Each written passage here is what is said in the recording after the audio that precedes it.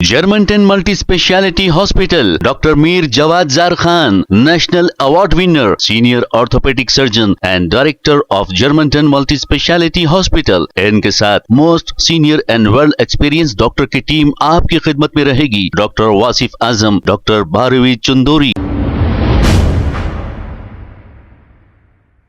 अस्सलाम वालेकुम नाजरीन, 7H न्यूज सच को रखे आपके आगे। कुछ दिन कबल बहादुरपुरा फ्लाईओवर पर कुछ नौजवान स्टंट करते हुए देखे गए। वो न्यूज हमने भी शेयर की थी, लेकिन बहादुरपुरा पुलिस ने सीसीटीवी कैमरों के जरिए इन सब को गिरफ्तार करते हुए इन्हें काउंसलिंग की। आइए देखते हैं इसी की रिपोर्ट। पहले मनोज सिंह 5 दोस्त मिलके 3 बजे हमको 10 दिन के बाद बहादुरपुरा पुलिस पकड़े और सख्ती से काउंसलिंग करे।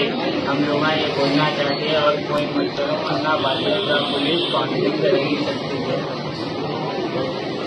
पहले मेरा छोटा मनमोहन सिंह उसके स्टैंड करने गए थे। 10 दिन पहले सारे पकड़े बहादुरपुरा सख्ती से लोगों से बोलना चाहते हैं कोई ऐसा मत करो। बहादुरपुरा पुलिस स्टेटमेंट में करे थे, पुलिस सख्ती से कार्रवाई करे और नेक्स्ट टाइम उन लोगों को अरेस्ट करें।